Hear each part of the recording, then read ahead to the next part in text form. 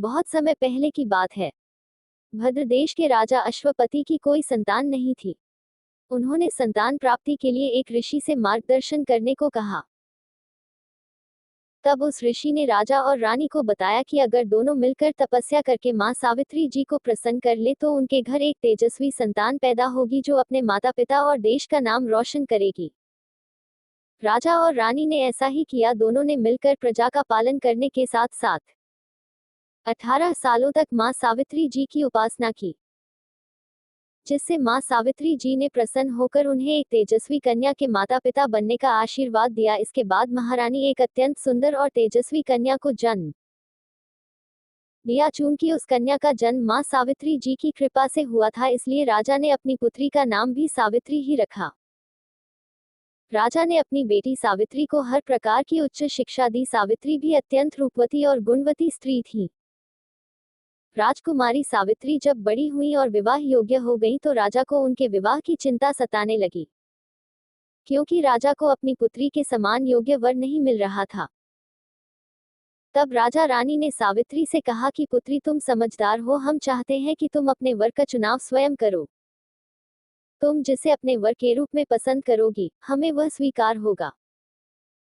अपने माता पिता की सहायता करने के लिए सावित्री अपने एक मंत्री के साथ देशाटन पर निकली। इस दौरान वह कई अच्छे राजाओं और राजकुमारों और गुणी लोगों से मिली, लेकिन उनमें से कोई भी उन्हें उपयुक्त नहीं लगा। फिर यात्रा करते करते उस वन में पहुंची, जहां साल देश के राजा घुमतसेन अपनी पत्नी और पुत्र सत्यवान के साथ एक झोपड़ी में निवास करते थे। सत्यवान बहुत सुंदर, गुणवान और आदर्श पुरुष थे। सावित्री जी ने जब सत्यवान को देखा तो वह उनके सौंदर्य को देखकर उन पर मोहित हो गई। सावित्री ने अपने मंत्री से सत्यवान के बारे में पता लगाने को कहा। तब मंत्री ने उन्हें बताया कि सत्यवान के माता पिता दोनों ही अंधे हैं। जब उनके पुत्र सत्यवान बहुत छोटे थे, तब राजा रानी के अंधेपन का लाभ उठाकर एक पड़ोसी राजा ने धोखे से उनका राज्य छीन लिया था। तब से राजा रानी वन में एक कुटिया बनाकर रह रहे हैं और सत्यवान उनकी हर प्रकार से सेवा करते हैं। सावित्री जी सत्यवान के गुणों पर मोहित होकर निश्चय कर लिया कि वह सत्यवान से ही विवाह करेगी। ऐसा संकल्प करके वह अपने मंत्री के साथ अपने महल लौट आई। राजा और रानी ने सावित्री से पूछा कि क्या तुम्हें तुम्हारे योग्य कोई वर मिला? तब सावित्री जी ने सत्यवान के बारे में बता दिया। उसी समय वहां वही ऋषि आ गए जिनके मार्गदर्शन से सावित्री का जन्म हुआ था। उन्होंने राजा और रानी को बताया, इसमें कोई संदेह नहीं कि सत्यवान अत्यंत गुणवान है, लेकिन वह 1 साल से अधिक जीवित नहीं रहेंगे। यह सुनकर राजा रानी बेहद दुखी हुए। उन्होंने सावित्री जी को समझाया कि पुत्री, तुम कोई और वर का चुनाव कर लो, हम तुम्हें सत्यवान के लिए कैसे हाँ कर दे। तब सावित्री ने बड़ी विनम्रता से कहा, हे पिताजी, मैं सत्यवान को मन ही मन अपना पति मान चुकी हूँ। अब मैं किसी दूसरे पुरुष के बारे में सोचूंगी भी नहीं। तब राजा रानी को सावित्री का विवाह सत्यवान से ही करना पड़ा। उन्होंने सावित्री और उनके ससुराल के लिए बहुत सा धन देना चाहा, लेकिन सावित्री ने कुछ भी लेने से मना कर दिया और अपने माता पिता को यह विश्वास दिलाया कि जल्द ही सब कुछ अच्छा हो जाएगा।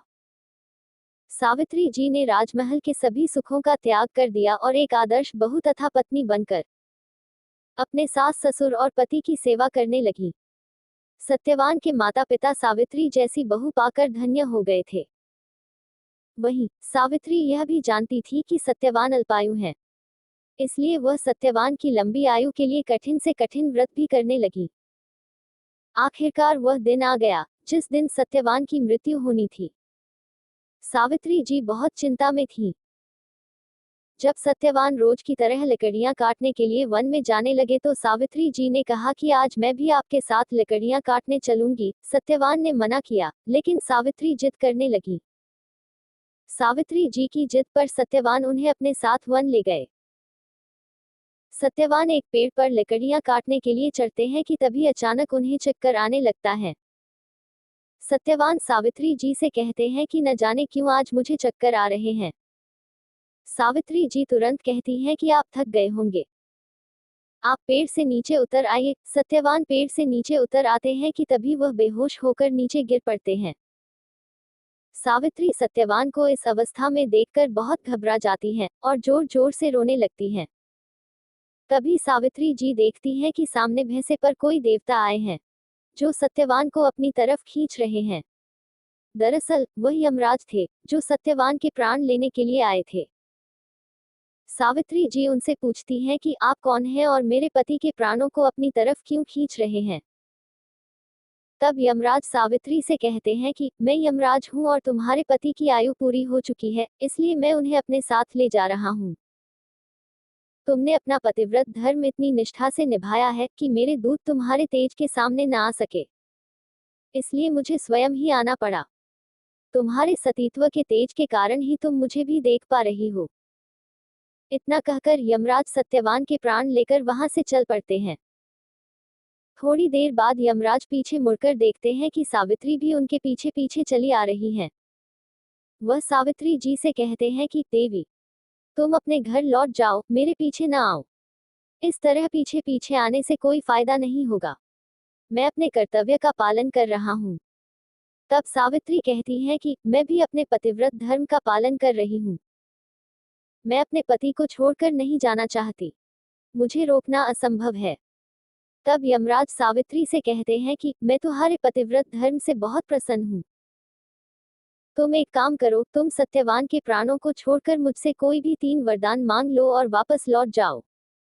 यह सुनकर सावित्री यमराज से कहती हैं कि हे प्रभु, अगर आप मुझसे इतने ही प्रसन्न हैं तो मेरे सास ससुर को उनकी आंखें और उनका राज्य वापस दिला दीजिए। मेरे माता पिता को एक पुत्र का आशीर्वाद दीजिए, क्योंकि मेरे बाद उनका और कोई नहीं। और मुझे भी पुत्रवती होने का आशीर्वाद दीजिए। यमराज सावित्री को ये तीनों वरदान देकर चल पड़ते हैं। इसके बाद यमराज फिर पीछे मुड़कर देखते हैं कि सावित्री फिर भी उनके पीछे पीछे चली आ रही है। यमराज सावित्री से कहते हैं कि मैंने तुम्हें तुम्हारे मनचाहे तीनों वरदान दे दिए, फिर भी तुम मेरे पीछे पीछे क्यों चली आ रही हो। इस पर सावित्री यम से कहती हैं कि हे भगवान, आप मुझे पुत्रवती होने का आशीर्वाद दे चुके हैं और मेरे पति के प्राणों को अपने साथ लिए जा रहे हैं, तो मैं पुत्रवती कैसे होऊंगी, क्योंकि मैं कह चुकी हूँ कि अपने पति के बिना मैं जीवित नहीं रहूंगी। यह सुनकर यमराज को ध्यान आया। वह सावित्री जी की चतुराई और धर्मपरायणता से अत्यंत प्रसन्न होते हैं। यमराज तुरंत सत्यवान के प्राणों को मुक्त कर देते हैं। सत्यवान फिर जीवित हो जाते हैं। सत्यवान के माता पिता को उनका खोया हुआ राज्य और अपनी आंखों की रोशनी मिल जाती है। वहीं सावित्री के माता पिता को एक पुत्र रत्न की प्राप्ति होती है। इस प्रकार सावित्री अपनी तपस्या, कर्म और धर्म से सभी के जीवन में खुशियां भर देती हैं। दोस्तों, यह कहानी कैसी लगी अपनी राय कमेंट बॉक्स में जरूर शेयर करें। यदि कहानी अच्छी लगी दोस्तों तो वीडियो को लाइक करें, अपने दोस्तों में शेयर करें और आपके अपने YouTube चैनल आरती की कहानी को सब्सक्राइब करके मुझे सपोर्ट करें। वीडियो पर समय देने के लिए धन्यवाद। सब्सक्राइब लिंक वीडियो के डिस्क्रिप्शन बॉक्स में दिया हुआ है।